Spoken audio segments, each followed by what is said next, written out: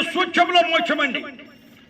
మరి సూక్ష్మంలో మోక్షం అంటే మనం ఎన్ని ప్రయత్నాలు చేసినా ఒకసారి విఫలమైపోతూ ఉంటాం. దేవుడు ఉన్నాడు అని నమ్మే ప్రతి వాడు అస్థిరుడు. మరి దేవుడిని నమ్మని వాడు మంచిని బోధించి మంచిని ప్రయత్నిస్తాడు. ప్రతి మంచి ప్రయత్నానికి ఒక ఫలితం ఉంటుంది. ఆ ఫలితము తరగని ఆస్తి ఈ స్థితియే. మనకు ఆనందం, సంతోషం మరియు నెమ్మది ఫలితమే తరగని ఆస్తి. ఈ స్థితి ఆత్మకు ఆనందం, సంతోషం, నెమ్మది. దయచేసి శ్రద్ధగా చదవండి. ఇచ్చే పత్రికల్లో ఈ మాటలన్నీ ఉన్నాయి. ప్రియులారా, అన్ని దైవ గ్రంథాలు ఇలా చెప్తున్నాయి. మనిషి స్వభావ సిద్ధంగా మంచి చేయలేకపోతున్నాడు, కానీ దృష్టుని ప్రభావంతోనే చెడు చేస్తున్నాడు. మంచి పనులు చేసేవారికి ఖండిస్తున్నారు, చెడ్డ పని చేసేవారికి మరి దానికే జేజేలు కొడుతున్నారు.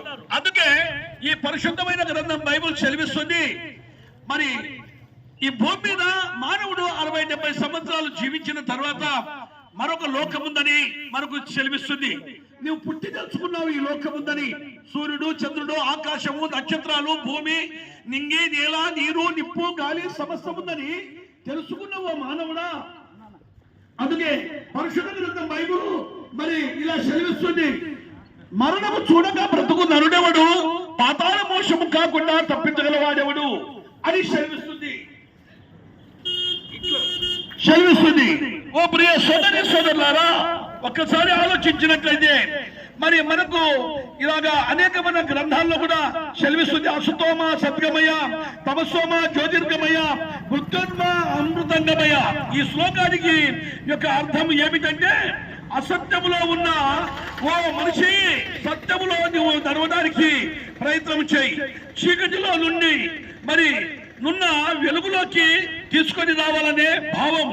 ప్రియులారా, మరి అసత్యములో జీవిస్తున్నాడు మానవుడు, సత్యాన్ని మర్చిపోయాడు మానవుడు. అందుకే సత్యవంతుడైన యేసుక్రీస్తు ఈ భూమి మీదకి వచ్చి 2020 సంవత్సరాల క్రితం మరి ఈ భూమి మీద సర్వమానవాళి పాపములు హరించడానికి, చీకటిలో ఉన్న మనిషిని వెలుగులో రప్పించడానికి ఆయన బరువైన శిలువను మోస్తూ ఇలాగా ఆయన మరి ఆకాశం భూమి వేలాడి ఆయన చివరి రక్తమంటుతో సహా కార్చి చనిపోయి సమాధి చేయబడి 3వ దినమున సజీవుడుగా లేచిన సజీవుడు పిలుస్తున్నాడు, నేను వెలుగై ఉన్నాను. చీకటిలో ఉన్న ప్రజలు చీకటిగా పాపమండి. పాపమనగా ఏమిటి? అనేకమైన మనిషి వాంఛల చేత, దుర్వాంఛల చేత మరి చేసే ప్రతి ప్రయత్నమే పాపము. అది కామము, క్రోధము, మదము, మాత్సర్యము, అది కొట్లాటలు, మరి లేకపోతే వ్యభిచారము, దొంగతనము, మోసము, అబద్ధాలు. ఇది చేసే మానవుడు ఏమైనా పట్టుకొని పోతున్నాడా అంటే ఏమీ పట్టుకొని పోవడం లేదు. ఎందుకంటే మానవుని మరి హృదయము అది అచంచలమైన హృదయము, చెడుతో నిండిపోయిన హృదయాన్ని ఆయన తన పరిశుద్ధమైన రక్తం చేత కడిగి నీ హృదయము శుద్ధి చేస్తున్నాడు. అందుకే హృదయ శుద్ధి గల వారు ధన్యులు, వారు దేవుని చూచెదరు. ఆత్మ విషయమై దీనులైన వారు ధన్యులు, పరలోక రాజ్యం వారిది అన్నాడు. పరలోక రాజ్యం గురించిన యేసు ప్రభు 2026 సంవత్సరాలు ఈ భూమి మీద వచ్చి ప్రతి మానవునికి ఎందుకు చెప్పాడంటే, పరలోక రాజ్యం ఉంది.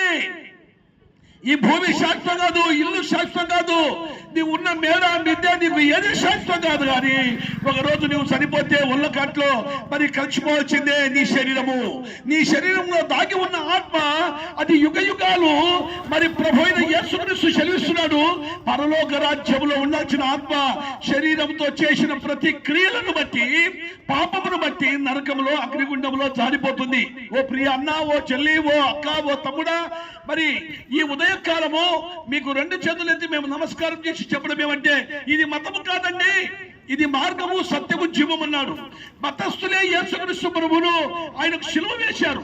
ఆ మతములో ఉన్నవారే మరి యేసుక్రీస్తు ప్రభువును మరి కొరడా చేత కొట్టించి ఆయనను మరి శిలువ మీద మరి చంపేశారు. ఎందుకంటే లేఖనముల ప్రకారం యేసు ప్రభు వచ్చి మరణించడం జరిగింది. లేఖనముల ప్రకారం యేసుక్రీస్తు ప్రభు మరి శిలువ మీద మరణించడం జరిగింది. లేఖనముల ప్రకారం సమాధి చేయబడ్డాడు. లేఖనముల ప్రకారము ఆయన సమాధిలో నుండి 3వ దినమున సజీవుడుగా లేచాడు.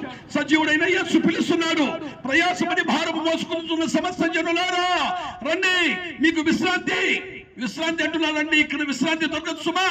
మరి పరలోక రాజ్యంలో మన ఆత్మకు ఎన్నడూ కష్టము లేదు, బాధ లేదు, ఏ చింత లేదు. ఏమి తిందము, ఏమి త్రాగుదాము, ఏమి ధరించుకుందాము అనేది మరి చింత లేదండి. అందుకే ప్రభు ఎంత గొప్పవాడమ్మా.